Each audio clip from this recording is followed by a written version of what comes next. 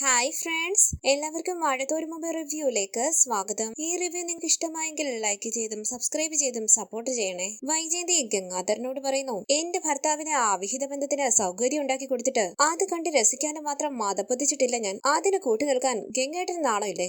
ഇത് കേട്ട് ദേഷ്യത്തോടു കൂടി വൈജയന്തിയുടെ കരണം പുകച്ചടിക്കുകയാണ് ഗംഗാധരൻ. ഇത് കണ്ട് ഞെട്ടി നിൽക്കുകയാണ് കൃഷ്ണയും രോഹിത്തും ബബിതയും മാലതിയും. വൈജ ഞെട്ടി വിശ്വസിക്കാനാകാതെ ഗംഗാധരനെ നോക്കുമ്പോൾ വിരൽ ചൂണ്ടി ഗംഗാധരൻ പറയുന്നു, മിണ്ടരുത്. വൈജ മക്കളെ ശ്രദ്ധിക്കുകയാണ്. ഗംഗാധരൻ ചോദിക്കുന്നു, നീ ആരാടി? നല്ല പ്രായത്തിൽ മതിച്ച് കൂത്താടി നടന്നവളല്ലേ നീ? ബാലചന്ദ്രനെ പറ്റി അപവാദം പറയാൻ എന്ത് യോഗ്യതയുണ്ടടി നിനക്ക്? നിന്റെ ആഗ്രഹ കഥകളൊക്കെ അറിഞ്ഞാലുണ്ടല്ലോ, നിന്റെ മക്കള് തന്നെ നിന്നെ തൂക്കിയെടുത്ത് മീനച്ചിലാറ്റിലെറിയും. ഇത് കേട്ട് വൈജ ടെൻഷനോട് കൂടി നിൽക്കുമ്പോൾ സംശയത്തോടു കൂടി മുഖത്തോട് മുഖം നോക്കിയാണ് ബബിതയും കൃഷ്ണയും രോഹിത്തും. ഗംഗാധരൻ പറയുന്നു, നിന്റെ സദാചാര പ്രസംഗം. കയ്യിൽ പിടിച്ച മാലതി പറയുകയാണ്, ഗംഗേട്ട കുട്ടികൾ കേട്ടോണ്ട് നിൽക്കുക. ഗംഗാധരൻ പറയുന്നു, കേൾക്കട്ടെ, പറയാവുന്നതിന്റെ പരമാവധി പറഞ്ഞില്ലേ? ആർക്കു വേണ്ടിയാ നമ്മൾ പറയുന്നത്? ആർക്കു വേണ്ടിയാ നീലഗിരി ഇവിടം വരെ വന്നത്? ഒരു കുടുംബം എങ്ങനെയെങ്കിലും നിലനിന്ന് പോട്ടെ എന്ന് വിചാരിക്കുമ്പോൾ അവളത് നശിപ്പിച്ചേ അടങ്ങും. അങ്ങനെ ഗംഗാധരൻ ദേഷ്യത്തോടു കൂടി അവിടെ നിന്ന് പോകുമ്പോൾ വിഷമത്തോടു കൂടി വൈജയൊന്ന് നോക്കിയിട്ട് പിന്നാലെ പോവുകയാണ് മാലതി. ബബിതയും കൃഷ്ണയും രോഹിത്തും സംശയത്തോടു കൂടി വൈജയെ നോക്കുകയാണ്. അവരുടെ മുഖത്ത് നോക്കാനാകാതെ കുലുങ്ങി നിൽക്കുകയാണ് വൈജ. തുടർന്ന് കരഞ്ഞുകൊണ്ട് നിൽക്കുന്ന അലീനയുടെ അരികിലേക്ക് വരികയാണ് ഗംഗാധരനും മാലതിയും. അവരെ കണ്ട് കണ്ണീര് തുടച്ച് മുഖം കഴുകിയിട്ട് വന്നിട്ട് അലീന ചോദിക്കുന്നു, കോഫി എടുക്കട്ടെ? ഗംഗാധരൻ പറയുന്നു, ഒന്നും എടുക്കണ്ട. വൈജ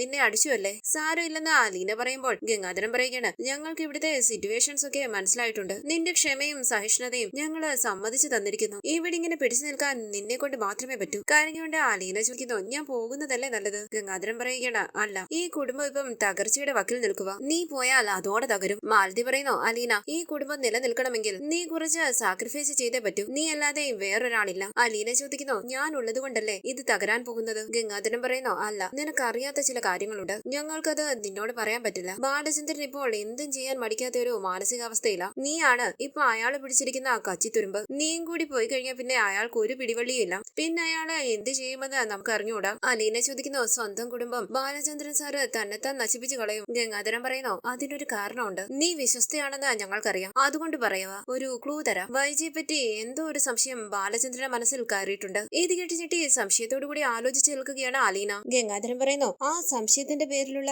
റിയാക്ഷൻസാ നമ്മളിപ്പം കണ്ടുകൊണ്ടിരിക്കുന്നത്. എന്ത് സംശയമാണെന്ന് അലീന ചോദിക്കുമ്പോൾ ഗംഗാധരൻ പറയുന്നു, അയാളെ വൈജ ചീറ്റ് ചെയ്തെന്നോ അങ്ങനെ എന്തോ ആണ്. അതിന്റെ സത്യാവസ്ഥ നമ്മൾ അന്വേഷിക്കേണ്ട ആവശ്യമില്ല. ഇപ്പൊ നമ്മുടെ മുന്നിലുള്ള ടാസ്ക് അയാളെ ശാന്തനാക്കുക എന്നുള്ളതാണ്. മാലതി പറയുന്നു, നിന്നോട് ബാലചന്ദ്രൻ ഒരു അലിവും സ്നേഹവും ഒക്കെ ഉണ്ടല്ലോ, ഇല്ലേ? അലീന പറയുന്നു, ഉണ്ട്. ഗംഗാധരൻ പറയുന്നു, സത്യം പറഞ്ഞാൽ നീയാണിപ്പം അയാൾക്ക് ഒരേ ഒരു ആശ്വാസം. എന്തൊക്കെ സംഭവിച്ചാലും നീ അയാൾക്കൊപ്പം നിൽക്കണം. ഞങ്ങളുണ്ട് നിന്റെ കൂടെ. ഇത് കേട്ട് അലീന മൂളുമ്പോൾ ഗംഗാധരൻ പറയുന്നു, ബാലചന്ദ്രനെ മറികടന്ന് എന്തെങ്കിലും ചെയ്യാനുള്ള ഒരു ത്രാണിയൊന്നും വൈജയ്ക്കില്ല. അവള് പറയുന്ന ഒരു നെഗറ്റീവിനും നീ പുല്ലു വില പോലും കൊടുക്കണ്ട. മാലതി പറയുന്നു, ഞങ്ങൾ വന്നിട്ടിപ്പം 3-4 ദിവസമായി. തിരിച്ചു പോകാതിരിക്കാനും പറ്റില്ല. ഞങ്ങൾ പോവാ. ഗംഗാധരൻ പറയുന്നു, ഈ കുടുംബത്തിന്റെ ഭാവി നിന്നെ ഏൽപ്പിച്ചിട്ടാ പോകുന്നതെന്ന് പറയുമ്പോൾ ഞങ്ങൾ നിനക്ക് തരുന്ന സ്ഥാനവും ഉത്തരവാദിത്തത്തിന്റെ പ്രാധാന്യവും നീ മനസ്സിലാക്കണം. നിന്നെ ഒരു സർവന്റ് ആയിട്ടോ ഹോം നേഴ്സ് ആയിട്ടോ അല്ല ഞങ്ങൾ കാണുന്നത്, ബാലചന്ദ്രന്റെയും വൈജയുടെയും മൂത്ത മകളായിട്ടാ. ഇത് കേട്ട് അമ്പരന്ന് അവരെ നോക്കുകയാണ് അലീന. ഗംഗാധരൻ പറയുന്നു, കൂടുതലൊന്നും ഞാൻ പറയുന്നില്ല. അമ്മയുടെ ഫോൺ നമ്പർ എനിക്കറിയാം, ഞാൻ വിളിച്ചോളാം. എന്ത് പ്രശ്നം ഉണ്ടെങ്കിലും എന്നെ വിളിച്ചറിയിച്ചേക്കണം. പോട്ടെ. ഇത് കേട്ട് അലീന തലയാട്ടുമ്പോൾ സ്നേഹത്തോടുകൂടി അലീനയെ ചേർത്ത് പിടിക്കുകയാണ് മാലതി. ഗംഗാധരൻ പറയുന്നു, നീ വിഷമിക്കണ്ട, എല്ലാം ശരിയാകും. അങ്ങനെ ഗംഗാധരൻ അവിടെ ഒന്ന് പോകുമ്പോൾ പുഞ്ചിരിച്ച അലീനയെ ഒന്ന് നോക്കിയിട്ട് മാലതി പിന്നാലെ പോവുകയാണ്. വാഷ് ബേസിന്റെ അരികിലേക്ക് ചെന്ന് വീണ്ടും മുഖം കഴുകുകയാണ് അലീന. തുടർന്ന് ആലോചിച്ചുകൊണ്ട് ബെഡിൽ കിടക്കുകയാണ് ബാലൻ. വാതിലിൽ തട്ടുന്ന ശബ്ദം കേട്ട് ബാലൻ പറയുന്നു, കേറിവാ, ലോക്ക് ചെയ്തിട്ടില്ല. വാതിൽ തുറന്ന് അകത്തേക്ക് കയറി വരികയാണ് മാലതിയും ഗംഗാധരനും. ഗംഗാധരൻ ബാലചന്ദ്ര എന്ന് വിളിക്കുമ്പോൾ ബാലൻ പറയുന്നു, നിങ്ങൾ ഹോസ്പിറ്റലിൽ വന്നു പോയിന്ന് ഞാൻ അറിഞ്ഞു. കാണാൻ വരാതിരുന്നത് നന്നായി. ഗംഗാധരൻ പറയുന്നു, ബാലചന്ദ്ര, നീ ഒന്ന് മനസ്സിലാക്കണം, ഞങ്ങൾ വൈജയെ സപ്പോർട്ട് ചെയ്യാൻ വന്നതല്ല, നിന്നെ ഗാർഡ് ചെയ്യാൻ വേണ്ടി മാത്രം വന്നതാ. ഇത് കേട്ട് ബാലൻ പറയുകയാണ്, എനിക്കിട്ട് പണിതത് മതി, കൂടുതൽ പണി വേണ്ട. ഗംഗാധരൻ പറയുന്നു, പറയുന്നത് മനസ്സിലാക്ക് ബാലചന്ദ്ര, നിനക്ക് വൈജയെ വെറുക്കാനും ദേഷിക്കാനും ന്യായമായ കാരണങ്ങളുണ്ട്. നീ അവളോട് ക്ഷമിക്കണമെന്ന് പറയുന്നില്ല, പക്ഷേ നിന്റെ 3 കുഞ്ഞുങ്ങളെ നീ ഓർക്കണം. ബാലൻ പറയുന്നു, ഇത് എന്നോടല്ല പറയേണ്ടത്, അവളോട്, നിങ്ങളുടെ പെങ്ങളോട്. ഞാൻ അങ്ങേയറ്റം ക്ഷമിച്ച് വീടിന്റെ ഒരു മൂലയ്ക്ക് ഒതുങ്ങി കിടക്കുക. ഇവിടെ വന്ന് എന്നെ ശല്യപ്പെടുത്തിയാലുണ്ടല്ലോ. അങ്ങനെ ബാലൻ തോക്കെടുത്ത് അവരുടെ നേരെ ചൂണ്ടുകയാണ്. ബാലൻ പറയുന്നു, എനിക്കിനി ഒന്നും നോക്കാനില്ല, മര്യാദയ്ക്ക് താഴെ എവിടെയെങ്കിലും ചുരുണ്ടു കൂടിക്കോളാൻ നിങ്ങളുടെ പെങ്ങളോട് പറയണം. കുറച്ചു മുമ്പ് അവൾ ഇവിടെ വന്നൊരു ഷോ കാണിച്ചിട്ട് പോയി. ഇനി ഒരു പ്രാവശ്യം കൂടി ആവർത്തിച്ചാൽ അവളുടെ ശവം എടുത്തോണ്ട് പോകേണ്ടി വരും നിങ്ങൾക്ക്. മാലതി പറയുന്നു, ബാലചന്ദ്ര, ഞങ്ങൾ അവളോട് പറഞ്ഞോളാം, അവളെ അടക്കി നിർത്തിക്കോളാം. ബാലൻ പറയുന്നു, അന്നെനിക്ക് ആ സമയത്ത് കാർഡിയക് അറസ്റ്റ് ഉണ്ടായിരുന്നില്ലെങ്കിലേ നിങ്ങളുടെ പെങ്ങള് ജീവനോടെ ഉണ്ടാകില്ലായിരുന്നു, കൊന്നു കളഞ്ഞേനെ ഞാൻ. ഗംഗാധരൻ പറയുന്നു, ബാലചന്ദ്ര, തന്റെ മാനസികാവസ്ഥ ഞങ്ങൾക്കറിയാം. നീ കുറച്ചും കുറച്ചും കൂടി വെയിറ്റ് ചെയ്യണം, കുറച്ചും കൂടി ക്ഷമ കാണിക്കണം. മാന്യമായിട്ട് നിങ്ങൾക്ക് പിരിഞ്ഞു പോകാനുള്ള വഴി തെളിയുന്നത് വരെയെങ്കിലും. ബാലൻ പറയുന്നു, ചുട്ടുപഴുത്ത് വ്രണപ്പെട്ടിരിക്കുന്ന മനുഷ്യനാണ് ഞാൻ. എന്നെ വന്ന് ചൊറിഞ്ഞാലുണ്ടല്ലോ ജീവനോടെ വെച്ചേക്കില്ല ഞാൻ. ഗംഗാധരൻ പറയുന്നു, ഞങ്ങൾ അവളോട് പറഞ്ഞിട്ടുണ്ട്, ഇനിയും പറയാം. ബാലൻ ചോദിക്കുന്നു, എന്ത് പറഞ്ഞു അവളോട്? ഗംഗാധരൻ പറയുന്നു, ബാലചന്ദ്രൻ എല്ലാം അറിഞ്ഞു കഴിഞ്ഞതായിട്ട് ഞങ്ങൾ ഭാവിച്ചിട്ട് പോലുമില്ല. ബാലചന്ദ്രനെയും അലീനയും എതിർക്കാൻ നിൽക്കരുതെന്ന് പറഞ്ഞു, അത്രേ ഉള്ളൂ. മാലതി പറയുന്നു, അലീനയോട് ഞങ്ങൾ പറഞ്ഞിട്ടുണ്ട് ബാലചന്ദ്രന് സപ്പോർട്ടായി നിൽക്കണമെന്നും ജോലിയിൽ നിന്ന് പിരിഞ്ഞു പോകരുതെന്നും. ബാലൻ ചോദിക്കുന്നു, അലീന ആരാണെന്ന് വിചാരിച്ച അവളോട് നിങ്ങൾ ഇത്തരം കാര്യങ്ങളൊക്കെ സംസാരിച്ചത്? ഗംഗാധരൻ പറയുന്നു, അവൾ ആരെങ്കിലും ആയിക്കോട്ടെ, ഞങ്ങൾക്ക് അറിയണ്ട.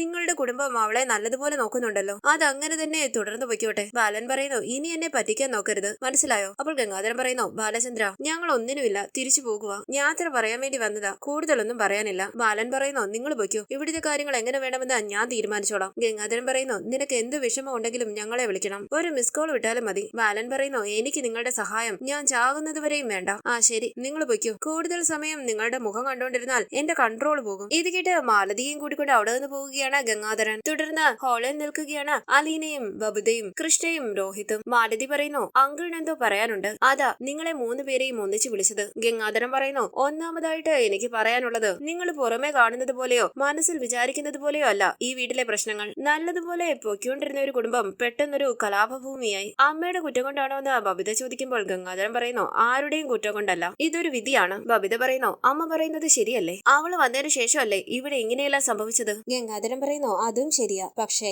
അവള് ചെയ്ത തെറ്റെന്താ? ബബിത പറയുന്നു, അമ്മയ്ക്ക് ഇഷ്ടമല്ലാന്ന് അറിഞ്ഞിട്ടും അവൾ ഇവിടെ നിന്നു, അമ്മ പോകാൻ പറഞ്ഞിട്ടും പോയില്ല. മാലതി പറയുന്നു, അലീന നിങ്ങളെ ആരെയും ദ്രോഹിക്കാൻ വേണ്ടി വലിഞ്ഞു കയറി വന്നതല്ലോ. നിങ്ങളുടെ മുത്തശ്ശൻ കടക്കൂട്ടത്ത് പോയി ക്ഷണിച്ചിട്ടാ നിങ്ങളുടെ അച്ഛനും മനുശങ്കറും കൂടി കൂട്ടിക്കൊണ്ടു വന്നതാ. നിങ്ങളുടെ മുത്തശ്ശിയെ കെയർ ചെയ്യാൻ വേണ്ടി വന്നതാണ്. ആദ്യം മുതലേ കമലയും വൈജയന്തിയും അവളോട് അനീതി കാണിച്ചു. ഹോം നേഴ്സായി വന്നവളെ കൊണ്ട് വീട്ടുജോലി ചെയ്യിപ്പിച്ചു. ഞാൻ ഈ വീട്ടിലുള്ളവരുമായും കൊല്ലപ്പള്ളിയിലുള്ളവരുമായിട്ടും സംസാരിച്ചു. ബബിത പറയുന്നു, മനുവേട്ടനും മുത്തശ്ശിയും അമ്മയുടെ കുറ്റം മാത്രമേ പറയത്തുള്ളൂ. ഗംഗാധരൻ പറയുന്നു, കുറ്റം ഉള്ളത് കൊണ്ടാണ് കുറ്റം പറയുന്നത്, അത് നിഷേധിക്കാൻ നിങ്ങൾക്ക് പറ്റും. വൈജയന്തി കാണിച്ച അബദ്ധങ്ങൾ നിരവധിയാണ്. എനിക്ക് എന്റെ സഹോദരിയെ പറ്റി കുറ്റം പറയാനോ അത് കേൾക്കാനോ ഒട്ടും ഇഷ്ടമല്ല. പക്ഷേ സത്യം എന്താണ്? ഈ വീട്ടിലുള്ള സകല പ്രശ്നങ്ങൾക്കും ബാലചന്ദ്രന്റെ രോഗം ഉൾപ്പെടെ കാരണം വൈജയന്തിയ. ഇപ്പോഴും അവള് തെറ്റ് മനസ്സിലാക്കിയിട്ടില്ല.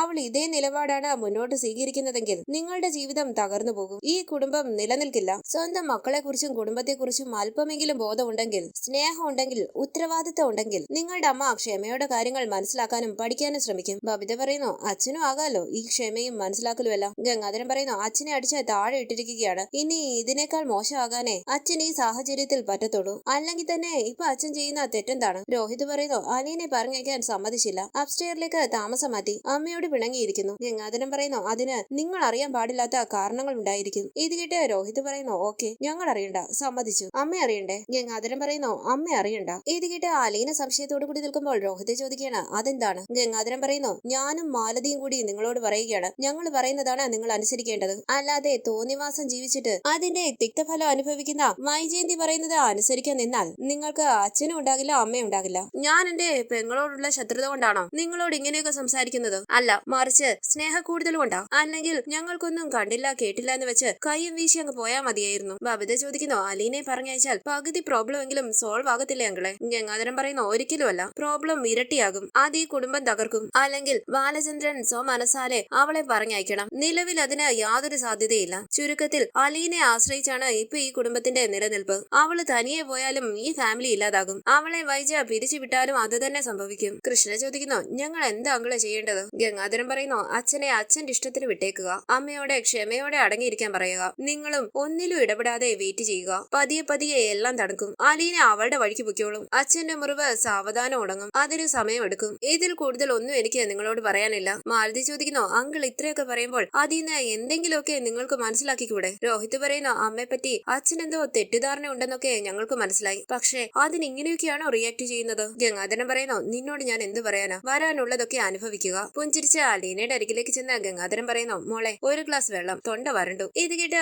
അലീന വെള്ളം എടുത്ത് ഗംഗാധരന്റെ കയ്യിലേക്ക് കൊടുക്കുകയാണ്. അത് കുടിച്ചുകൊണ്ട് നിൽക്കുന്ന ഗംഗാധരൻ ബബിതയും കൃഷ്ണയും രോഹിത്തിനെയും ശ്രദ്ധിക്കുകയാണ്. അലീന വിഷമത്തോടുകൂടി ആലോചിച്ച് നിൽക്കുന്നു. അങ്ങനെ ഇന്നത്തെ എപ്പിസോഡ് അവസാനിച്ചു. ഇനി അടുത്ത എപ്പിസോഡ് പ്രൊമോ റിവ്യൂ. വൈജ വിഷമത്തോടുകൂടി ഡൈനിങ് ടേബിളിന്റെ അരികിലിരിക്കുമ്പോൾ അവിടേക്ക് വന്ന് സംശയത്തോടുകൂടി വൈജയെ നോക്കുകയാണ് ബബിതയും കൃഷ്ണയും. ബബിത ചോദിക്കുന്നു, ഞങ്ങളൊന്നും അറിയണ്ടാത്ത കുറെ സീക്രട്സ് അമ്മയ്ക്ക് ശരിക്കും ഉണ്ടോ? ബബിതയുടെയും കൃഷ്ണയുടെയും ചോദ്യത്തിന് മുന്നിൽ വിഷമിച്ചിരിക്കുകയാണ് വൈജ. തുടർന്ന് മുത്തശ്ശിയുടെ അരികിലേക്ക് വന്ന വൈജ പറയുന്നു, ഞാൻ അടങ്ങിയില്ലെങ്കിലേ എന്റെ പഴയ കഥകളൊക്കെ മക്കളോടും ബാലചന്ദ്രനോടും പറയുമെന്ന് എന്നെ ഭീഷണിപ്പെടുത്തുന്നു. മുത്തശ്ശി പറയുന്നു, ആഗ്രയിലെ സംഭവങ്ങളൊക്കെ ബാലചന്ദ്രനോ നിന്റെ മക്കളോ അറിഞ്ഞാൽ പിന്നെ നീ ജീവിച്ചിരുന്നിട്ട് ഒരു കാര്യമില്ല. ഇത് കേട്ട് തകർന്നു നിൽക്കുകയാണ് വൈജ. തുടർന്ന് കൃഷ്ണ ബബിതയോട് പറയുന്നു, അലീന ചേച്ചി പോയാൽ അച്ഛനും അമ്മയും തമ്മിലുള്ള വഴക്ക് തീരുവെന്നാണെങ്കിൽ അലീന ചേച്ചി പോട്ടെ. തുടർന്ന് റൂമിലേക്ക് വന്ന അലീനയോട് സംസാരിച്ച മുത്തശ്ശി ചോദിക്കുന്നു, അപ്പോ നീയും ഒരുമ്പട്ട് തന്നെയാ? അലീന ചോദിക്കാണ്, മുത്തശ്ശിക്കും ഇപ്പൊ ഞാൻ പോയാ മതിയെന്നായി അല്ലേ? കണ്ണു നിറങ്ങിയ മുത്തശ്ശി പറയുന്നു, ഒരു കുടുംബം തകരാൻ പോവുകയല്ലേ കുഞ്ഞെ. വരാനിരിക്കുന്ന എപ്പിസോഡ് വിശേഷങ്ങളുമായി വീണ്ടും കാണാം. Thank you for watching. Please subscribe, like, share my channel.